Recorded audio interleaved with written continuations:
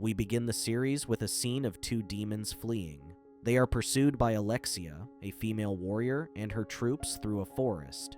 Despite managing to wound one with an arrow, the demons successfully evade capture by leaping off a cliff and taking refuge in a neighboring village. The story then shifts to a young man named Heron, who is employed as a miner. Having just completed the extraction of some ore, he heads to the marketplace to trade it. However, the dealer offers him a meager payment of only 2 silver coins. Heron and his mother are subjected to prejudice and ill treatment by the local inhabitants due to his status as a child born out of wedlock. Suddenly, there was chaos in the town square. A group led by a woman named Alexia began questioning the villagers, asking if they had noticed any demons in the area. Alexia advised the villagers to return to their homes so that the group could thoroughly search the entire place. In the midst of the commotion, a young man named Heron found an elderly man, their only friend named Elias, who had been badly injured. Heron quickly took the injured Elias to his mother's home for medical treatment, while he went to fetch water to clean Elias's wounds. On his way to get the water, Heron came across a woman lying in a pool, and upon closer inspection, he discovered that she was already dead. Before Heron could fully comprehend the situation, a demon suddenly attacked him from behind. Heron drew a knife to defend himself, but the demon proved to be too powerful for him to defeat. Just as the demon was about to kill Heron, Alexia arrived on the scene and stabbed the demon in the chest with her spear. However, even Alexia's attack was not enough to slay the powerful demon. Just as a demon is about to defeat Alexia, Heron intervenes, hitting the demon with a torch. However, the demon escapes while Alexia resumes her pursuit. The villagers are told to close their shops as Alexia and her warriors search the area. She spots an injured man who turns out to be the demon in disguise and orders his capture. Alexia then gathers the villagers to confirm the reality of demons and monsters. The captured demon is restrained and chained.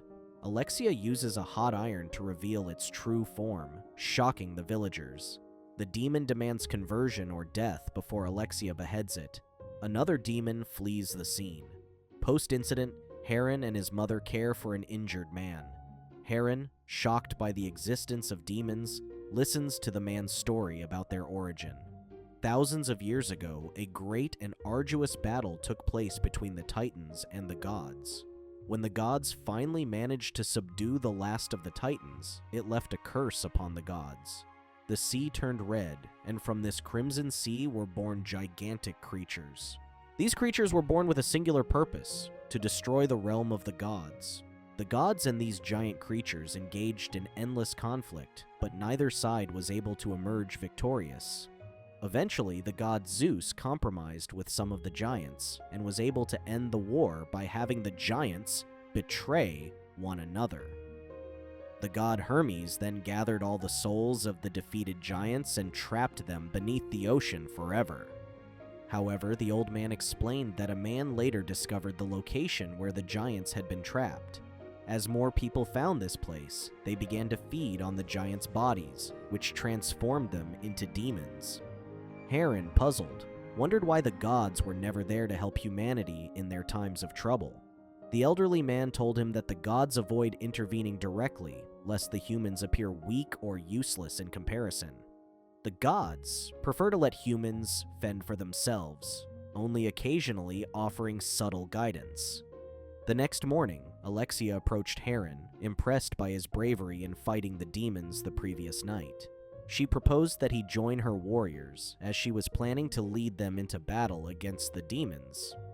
However, Heron refused Alexia's offer. He did not want to fight on behalf of the same villagers who had abandoned him and his mother in the past. Heron returned home and tried to convince his mother to pack their belongings so they could leave the village, but she disapproved, believing it would not be safe for them to do so.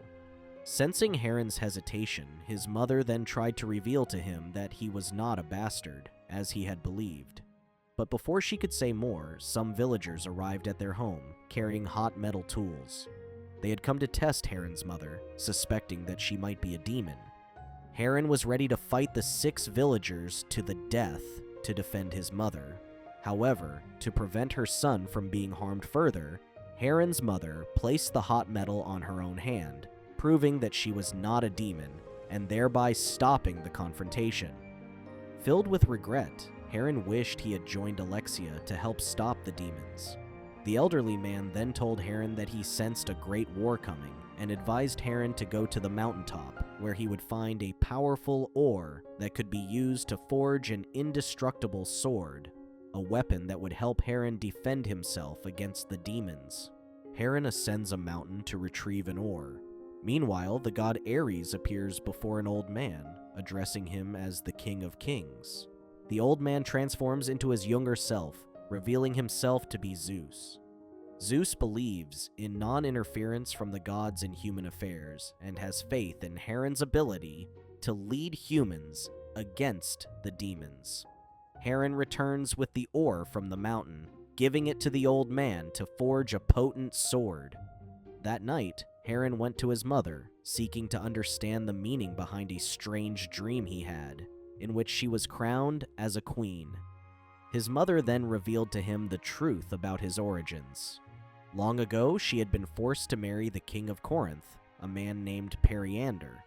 During this time, she also caught the attention of the god Zeus, who fell in love with her. Zeus would often disguise himself as the king in order to meet with her in secret. One day, Zeus revealed his true divine identity to Heron's mother. However, when Zeus's wife, the goddess Hera, discovered this affair, she became consumed with jealousy. Hera commanded some spirits to torment King Periander with dreams, telling him that his wife would soon give birth to twins, and that one of the children would not be his biological son, that child being Heron. When Heron was born, the king tried to murder him, believing Heron was not his rightful heir, but Heron's mother intervened, killing the king in order to save her son. Afterwards, Zeus took both Heron and his mother far away from the town, so that the vengeful Hera could not find them. After hearing his mother's story, Heron became furious. He could not understand why Zeus, his own father, had never intervened to help them when they were in need. This prompted Heron's mother to reveal to him that the elderly man who had been staying with them was in fact Zeus himself. Meanwhile, the narrative shifts to Alexia and her soldiers, who were engaged in a fierce battle against the demons. Many of Alexia's warriors were killed in the fighting, despite their bravery. Zeus then appeared before Heron, intending to ask for his forgiveness for not helping Heron and his mother during their times of trouble. However, Heron furiously told Zeus to leave, no longer wanting anything to do with his father. Soon after, Alexia arrived and warned Heron that he needed to flee, as she was being chased by a fearsome three-headed creature known as the Cerberus. The narrative then shifts to a scene involving the gods Apollo and Ares, who were about to engage in a battle in the Colosseum. However, Zeus suddenly intervened and confronted Ares, questioning him on why he had told the goddess Hera about Heron. Hera then appeared and revealed that she had already known about the secret anyway. She challenged Zeus, asking him if he had ever had any genuine feelings for her. Zeus admitted that he did, but he also confessed to loving Electra, Heron's mother, which provoked an intense jealousy and anger within Hera. Hera then vowed to kill both Electra and her son, Heron. However, the protective Zeus warned Hera to never lay a hand on them. In an act of caution, Zeus suddenly removed the clouds so that he could keep a close eye on Heron and Electra. Meanwhile, the narrative returns to Heron and Alexa, who were still battling the fearsome three-headed Cerberus creature. They had succeeded in killing one of the Cerberus's heads, but then found themselves surrounded by demons. Alexa decided it was time to make her escape to the city of Polis, and she promptly fled, leaving Heron alone in the market square. Heron then set out to search for his mother, Electra.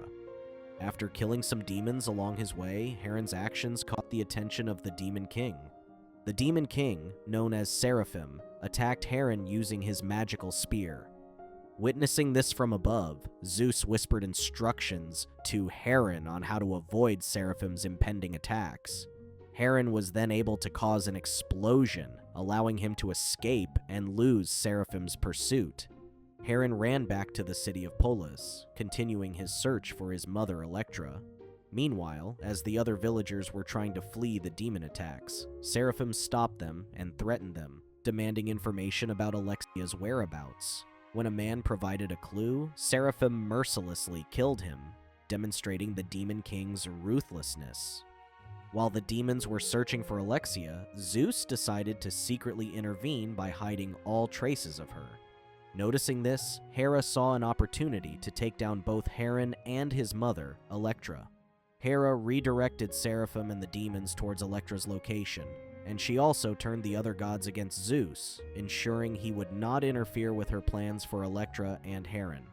Poseidon, Zeus's brother, sided with Hera, as he did not want any bloodshed between the gods. Meanwhile, Seraphim apprehended Electra and interrogated her for the whereabouts of Alexia. Electra looked up to the sky, expecting Zeus to come to her aid, but no help arrived.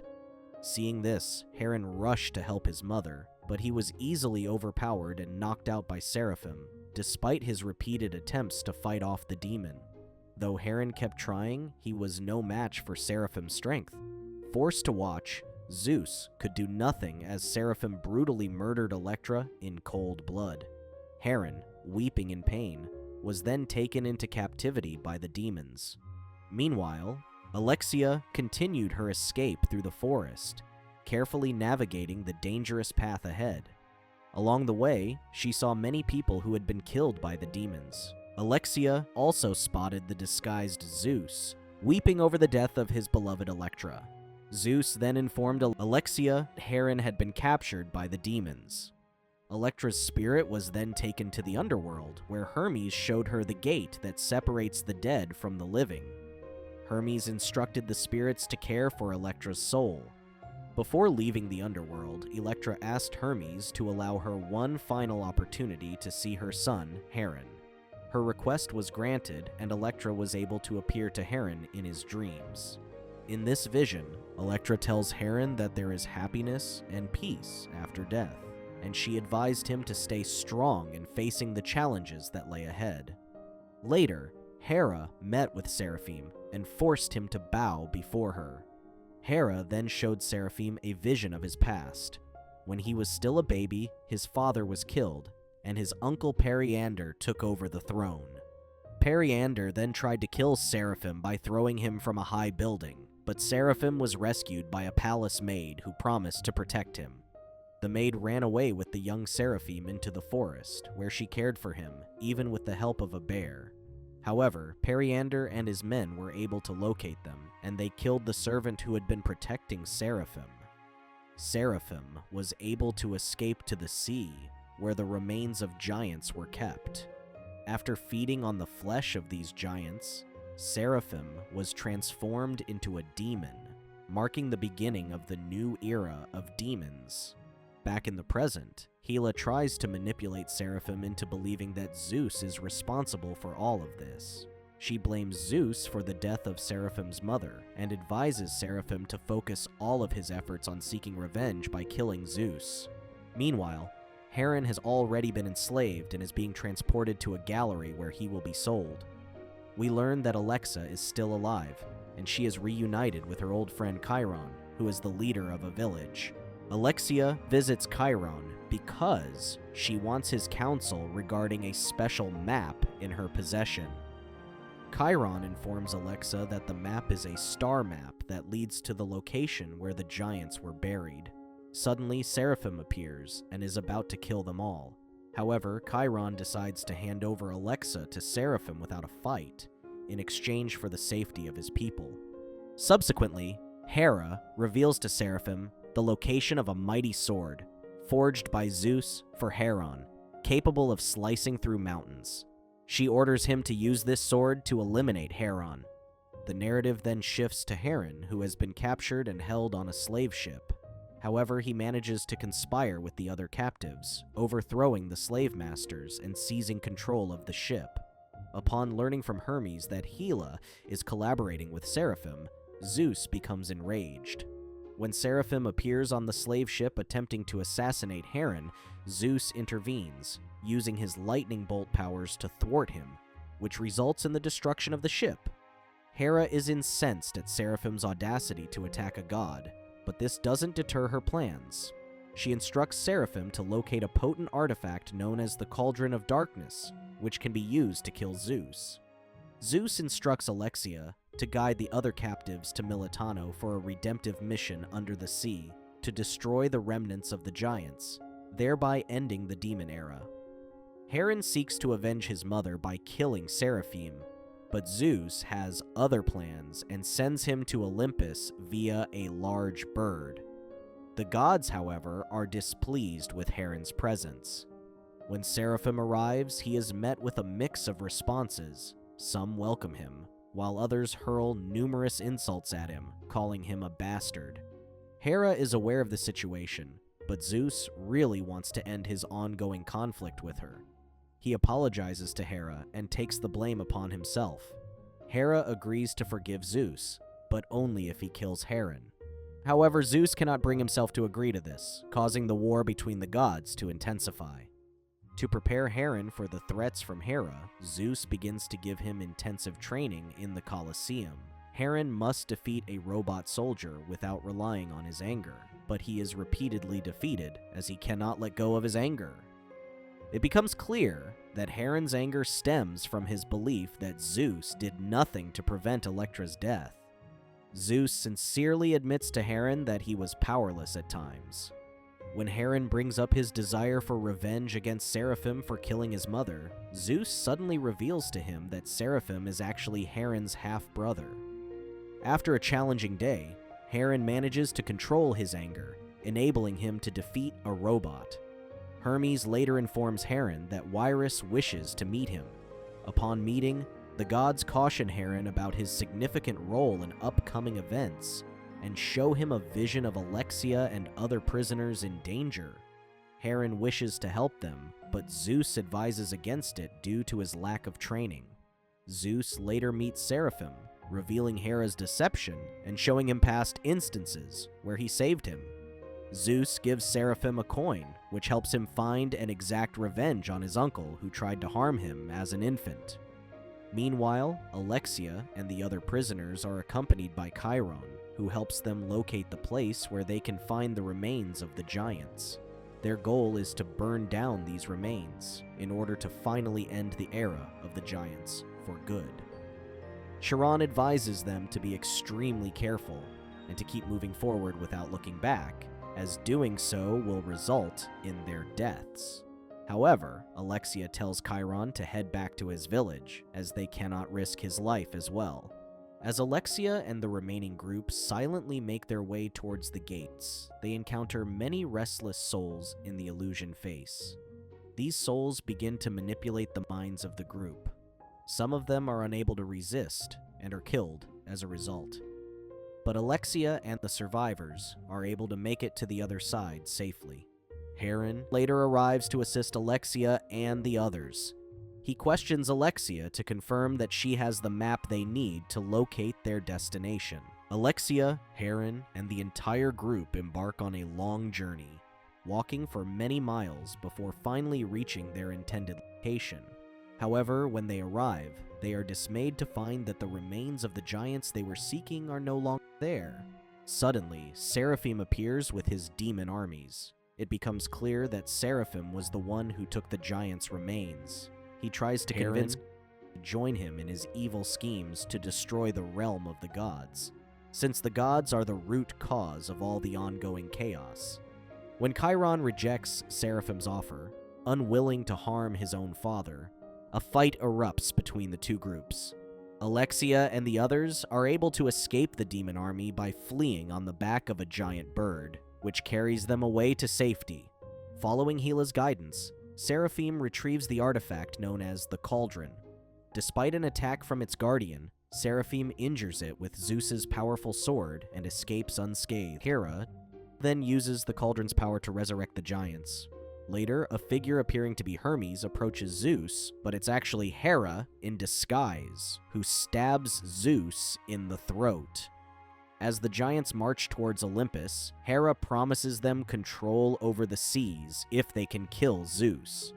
Observing the unfolding events, Poseidon, who is Zeus's brother, decides to return to Olympus.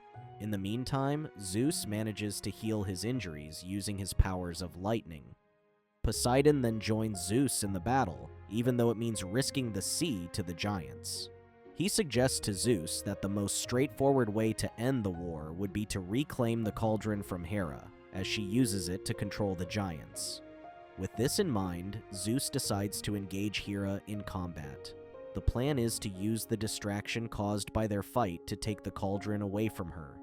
Hera steps forward and volunteers to retrieve the cauldron, banking on the fact that Hera would not anticipate him to be the one attempting to do so. Upon the arrival of the giants, a grand war ensues between them and the gods. Hera, perched on his giant bird, spots the hidden cauldron amidst clouds and blackbirds. Zeus's victory over Hera allows Hera to seize the cauldron. However, the giants betray Hera, revealing Zeus's enduring love for her despite her misdeeds. Zeus sacrifices himself to save Hera, during which Seraphim snatches the cauldron from Hera, and Hera flees. Hera battles Seraphim one-on-one, and in defeat, impales both himself and Seraphim with a spear. Unexpectedly, Hera releases Zeus's lightning bolt, killing Seraphim instantly. Hera reclaims the cauldron, traps the giant spirits within, and restores peace to the world. The episode starts as Hades recites how Zeus and Hera betrayed and made a fool of him as he watched without fighting back to keep the peace. Then he declares that he can no longer withstand the horrors of the underworld and shares with Persephone his new strategy, which takes advantage of the war in Olympus. She is on board, and together they plan for Hades to send his 3 shadows to Olympus to steal the Eleusinian stone, which has the power to free them and restore them to the throne they claim is theirs while keeping them together from Zeus's temple as the gods fight among themselves. Hades sends his shadows on their way to Olympus, where an intense battle amongst the gods is taking place. They manage to get through and past most of the chaos unnoticed, as they're shadows and can be invisible when they need to, and with the help of the lead shadow's owl, who alerts them to danger ahead. As they reach around the gate of the temple, they see guards, and so the lead shadow sends his owl to distract them, and so they launch an attack. Then the 2 shadows encourage the lead to be on his way while they handle the guards, and so he leaves. Meanwhile, Zeus sends Hera to the war with encouraging words as the war continues to rage on. Then he gives Hestia his ring and tells her and Athena to retrieve the Eleusinian stone and take it to Gaia, as she will know what to do with it and to keep it from falling into Hera's hands. On the other side, the lead shadow makes it to Zeus's temple. As he walks in, he accidentally steps on a pressure plate and activates statues that come to attack him. He fights them off until again he accidentally crosses a blue light wire, which deactivates and sends them back to their post. As he then approaches the inner and final door to the stone, a light in the shape of a woman's head appears to question who was approaching. He then retreats and hides to watch as Hestia runs to the temple with the same goal in mind. As he watches, she enters the temple without a problem and reaches the inner door. The same woman head-shaped light appears with the same question, to which Hestia replies listing her titles and that she's Zeus's sister, here to do his bidding. She is allowed to enter. Inside, she manages to take the stone after some struggle and walks out to the waiting Athena, who warns her that they should move swiftly. They start running towards a tunnel and make it while the shadows keep following them, throwing magical arrows, and to make matters worse for the ladies, giants join in on the chase. The shadows then order the Keris, Eaters of the Dead, to find and steal the stone. They obey and follow Hestia and almost manage to steal the stone, but Hestia, charged by feeling the death of Zeus, emotionally fights them off. She then takes the stone to Gaia after successfully killing the owl following her. Gaia accepts the stone which powers her and vows to honor Zeus's request and prepare his son for what's ahead. Athena then helps an injured Hera and sends him to Olympus on Hermes' back, which he falls off of as Gaia tells him to retrieve his father's sword to save his brother. Hades returns home to Persephone dismayed after learning that the stone has reached Gaia and assuming that she will probably take it to the hidden realm. Persephone digests this and then proposes to use Seraphim, as he is half-giant, which means he can get to the hidden realm. She then asks Hades if Seraphim has a passage to the underworld. Hades then goes to Seraphim's body and places 2 coins on his eyes. Heron wakes up in the middle of the night, obviously distressed. He then walks around worrying Alexia, who follows him as he takes his Pegasus to the place he last saw his brother Seraphim. There, Alexia tried to comfort him, saying that Seraphim had gotten what he deserved to no avail. Then a small, luminous spider appears from Heron's hand, which Alexia claims is a sign that the fates are calling, but Heron is unimpressed and crashes it. In the underworld, Hades approaches Seraphim to ask him for help to accomplish his plan that will free them both from the injustices inflicted upon them. Seraphim refuses to cooperate in any way and instead chooses to stand judgment. He is then taken to the court and stands judgment in front of 4 kings, including Hades. There they list all his evil deeds, which they lament by telling him he has sent more lives to them than anyone else. They then find a single good deed and explain that if he repents, all will be well. He again refuses and embarrasses them by listing all their sins, which pisses them off. Then Hades interferes when they proceed to angrily send him to the abyss, so he's instead sent to be imprisoned at Tartarus until eternity. On the other side of the underworld, the world is suddenly brightened up by sun rays. Hades stole from above to cheer up Persephone, but it backfires, reminding them that they must be apart now that winter has ended.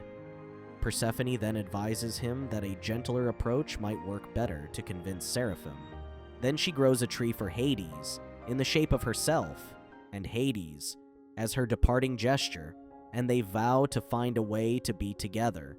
Later, Persephone bids far to her kids Zagreus and Melee and leaves for Olympus.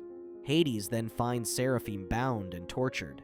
Hades explains that he has always been the one trying to help him and lists incidents to support his claim, including the time he told Seraphim to eat a piece of the giant's flesh, but Seraphim is unmoved. Hades then narrates the story of the Eleusinian stone that many years ago, Typhon, one of the most powerful monsters, was subdued beneath Mount Etna by Anatolia as it was wreaking havoc. She then robbed it of its powers and put it in a diamond stone, the Eleusinian stone, which can only belong to the gods of the skies, and Zeus made sure to take the skies and forsaken Hades to the underworld. Hades goes on to explain how Seraphim can help them, as he has access to the hidden realm through his giant's blood. But to his dismay, Seraphim once again refuses, saying he will no longer be a pawn. Heron visits Hephaestus to ask him how he can find the sword his father, Zeus, forged for him. Hephaestus tells him that he needs to put the adamantite mind from the same vein as that of the sword into a special compass, which would lead him to it, and advises to be careful as the sword is known to still be lodged in Talos' head. Then, different creatures come to Zeus's temple to pay their respects as Hephaestus explains. Although an immortal, Zeus would still be sent to the underworld to stand judgment. Apollo vows to make sure his followers did good deeds in the name of Zeus. In the underworld, Hades takes Seraphim to the river, which can erase one's pain and memory, and tells him how he met Persephone, and how their relationship grew while admitting she was worth the excruciating pain he feels whenever he was away from the underworld for long. While Seraphim looks into the river to be taken down memory lane, remembering his encounter and journey with Gorgo, his one true love, Hades narrates to him that Persephone fell in love with him and followed him to the underworld. There, despite his advice, she ate 6 pomegranate seeds, and so, to her delight, she is made to spend 6 months in the underworld and the other on Olympus. Hades goes on to declare that he can't keep saying goodbye every 6 months, and that it was high time something was done about it. He then reminds Seraphim how he was reborn into what he was today. seeking revenge on an old grievance on the day he was supposed to elope with Gorgo, and shows him that she was there in pain in the underworld, while urging him to help her and him finally get justice and freedom.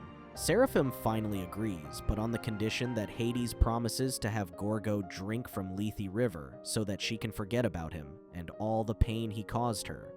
Heron learns that he has a challenging road ahead unless he figures out what he is and acts swiftly.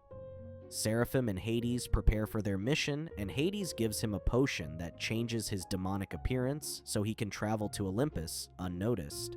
He then sets him on his way through a discreet passage way out of the underworld. Artemis and Athena wonder what Heron's farewell means to Olympus as he announced his departure for good after Zeus's funeral, and suspect that there's something dark they're missing. The games are organized to honor Zeus. The worthy winner will be awarded with Zeus's ring, and so will be a step closer to the throne. Ares shows up to the games and looks down on Heron for being a half-blood and having mortal blood in his body. Hades also shows up for the games as Heron vows to crush Ares in the games. Hades then goes to see Persephone to spend time with her, which Mother Demeter tries to stop. Ares and Heron then face off in different games like disc throwing, arrows. They go neck and neck for a while in a fierce competition. Then Ares suggests entering the fighting arena with the young man who is half his size. Disregarding Athena's advice and thinking he's got nothing to lose, Heron agrees. The fight begins, and Ares overpowers Heron round after round, even after Heron summons his powers to fight against him. Then among the chaos, Hera appears, causing even more commotion. The gods fight among themselves on opposing sides of Hera. While one group accepts her wanting to pay her respects, the other blames her for all the terrible things. Then a huge earthquake proceeds. Gaia's unexpected appearance. Heron immediately recognizes the voice and face he sees in his dreams. She admonishes everyone for their behavior and allows Hera to pay her respects. She goes on to explain that they shall celebrate the fallen for the next 3 days. After that, a challenge is set, and whoever wins succeeds Zeus. They all agree, and as they honor Zeus, Apollo revives his spirit. Zeus in spirit thanks all his kids one by one, Apollo for bravery, Hephaestus for loyalty, tells Hermes to keep on, and advises Ares that he should work hard for what he wants. He then goes on to thank Athena, Artemis, and Hestia. Finally, he calls upon Heron to tell him how proud he is of him, and urges him to accept who he is while giving him his ring. Heron declines it, saying it should go to someone who wants to rule. Zeus assures him that this wasn't about the throne, but about attesting Zeus's blood in Heron. Zeus then tells everyone to live, fighting for something bigger than themselves. Then Heron confides to Athena what Gaia told him about finding the sword and saving Seraphim, which shocks and confuses them as to how one can save a creature like him. In the underworld, Zeus is briefly reunited with Electra and shares a warm moment. Then she expresses how after she died, she's seen how her actions affect others, while theirs affect her. She then begs him to stay, but he explains apologizing that he couldn't, and regrettably leaves her. Heron travels to a village where he was born to find some adamantine. He hears of different stories that involve his parents, and relives the memories. He then finds an old house where his parents might have lived and enters it looking for adamantine. Instead, he finds a circular plate that opens showing a tunnel underground using Zeus's ring. Zeus is taken to stand judgment before the kings as the gods watched. The kings start listing all Zeus's good deeds, which puts some coins on one side of the weight measuring plate. Then they go on to the bad deeds and tell him no one can get past his philandering, even though he was the greatest king they ever had. Hades swiftly moves beside Zeus and accuses him of cheating the fates, back in the day, when they were asked to pick stones by Anatolia that would assign each of them their own realm of the world. Hades explains his claim by pointing out Zeus knew of Hera's interference, and sensed something was not right as the Eleusinian stone levitated to him while he went in to pick the stones kept inside Anatolia's vase, but went with it as he was attracted by its powers, and the possibility of ruling the skies. Hera interrupts this and comes flying down from her seat to stand in front of the kings and defend Zeus, claiming that it's all her doing, and Zeus had nothing to do with it. She defends her actions, saying that she did it for the greater good, as Zeus is the bravest and most fitted of all of them to rule the skies. Poseidon chimes in confirming her story, and she goes on to argue that even though she has betrayed Zeus, he had died trying to save her, which shall outweigh all the bad deeds in the world. Meanwhile, Heron goes down into the tunnel to find it lighted and with a plated podium at the end, from which Zeus's spirit arises and tells him that he had a premonition of his demise and prepared this to pass all his knowledge onto Heron.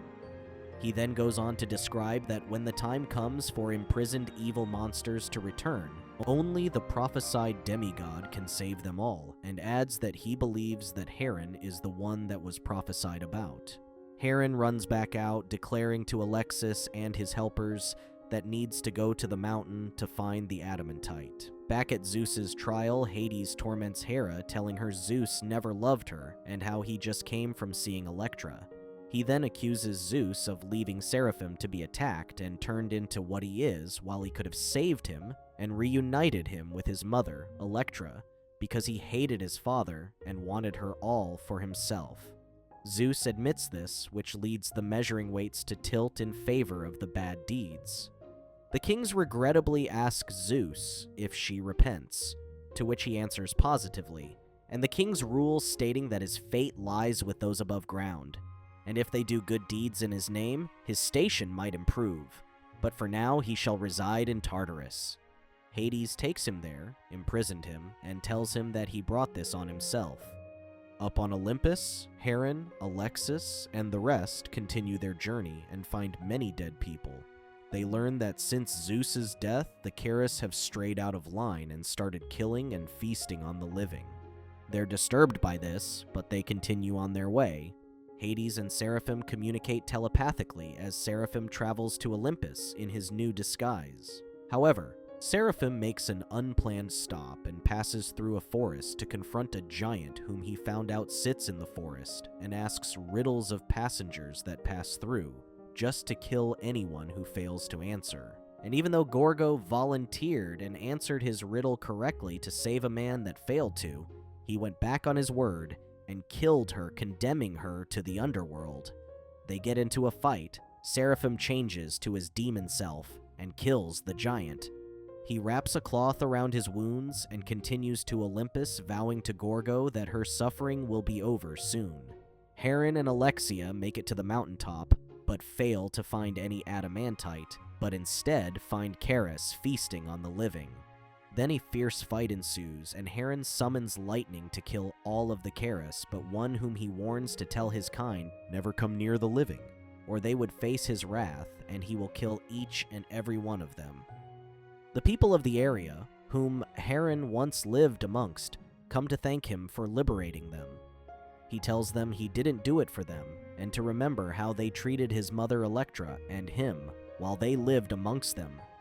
They then advise him to check the hero's burial site for Electra's grave, thinking that was what he was there for.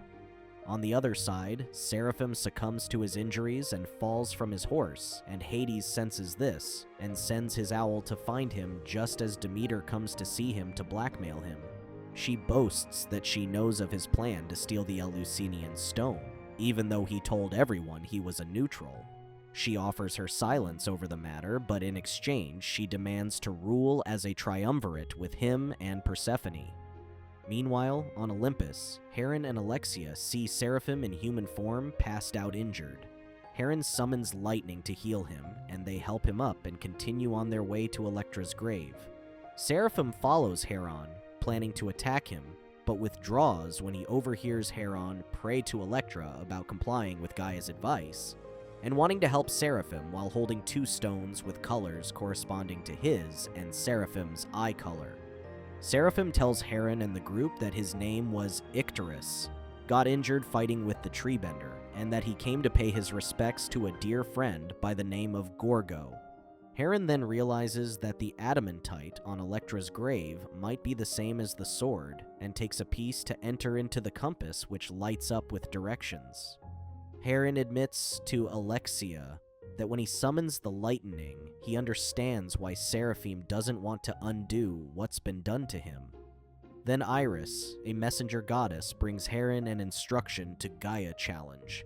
Seraphim disappears, while Heron is distracted and continues his journey, as the owl follows him, urging him to use his giant's blood to get into the hidden realm, which will be open for Gaia's challenge. Demeter pressures Hades to make sure the gods feel the pain of their revenge. From the underworld, Demeter releases poisonous spores that kill many mortals and weaken the gods they infect. Heron follows the compass in search of the sword and finds Talos wreaking havoc in the oceans. A fight ensues as Alexis manages to find the sword inside Talos, attacks, and kills him. She then hands over the sword to Heron. Amidst all this, Alexia recognizes her aunt, and they are reunited. The aunt then tells them that in this bizarre time, no one is safe, including the tree bender who is said to have been attacked by a Bident and sent into the abyss. This shocks Alexia and Heron as they connect Icterus's story and wonder if it could actually have been Seraphim, and if so, what he could possibly be planning. Athena goes to Persephone to question her about what Hades was up to, but gets no response. Meanwhile, as the Corettes stand on alert guarding the gate of the hidden, Seraphim and the Shadows get there earlier than everyone and discreetly place water from the Lethe River in front of them, which they drink to quench their thirst. This completely wipes their memory clean and leaves them confused. He then narrates to them how Gaia made this realm to protect Zeus from his father Cronus, and how she entrusted them with protecting the entrance. He then tells them to delay the others as they try to enter the gate. He then slowly enters the hidden realm, aided by the giant's blood coursing through his vein. Weakened by the poisonous spores, the gods start their journey to the hidden realm for the competition. Meanwhile, Seraphim is already inside, being guided by Hades, who tells him to prepare himself for 3 challenges that test him to assure that the ruler of the gods must be wise, brave, and an untangler of mysteries. Just as he starts moving further, Gorgo appears out of nowhere, asks him to ignore Hades' voice and to let him help her. Suspicious, he backs away from her, which reveals her true identity as a witch god disguised as his true love. The witch tells him that he's not supposed to be there, but that she will still help him for the sake of those he's trying to help free from the shackles of the underworld. She then offers to take him back in time and change a moment in his life, so he can have a different path. She flashes moments of his life to choose from, and offers to take him back to when Gorgo was alive so he can go back and elope with her, and shows him what his life could be like, while promising to add happiness in their life. Then takes him to another moment further back where he could have been chosen as the king and protect all those he loves from the nightmares he caused them. Seraphim correctly and wisely rejects this offer, saying not even a witch god can change the past. Then out of nowhere, a giant red dragon appears, and he fights him off.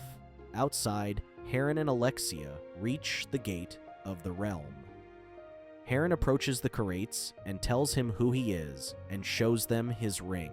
They stand down and agree to let him in. Then, despite the Corette testimony that no one has entered the realm, Alexia notices footsteps, and their suspicion is heightened. Suspicious it might be Seraphim, Heron asks the Corettes if the one that left the tracks has entered the realm, and they confirm.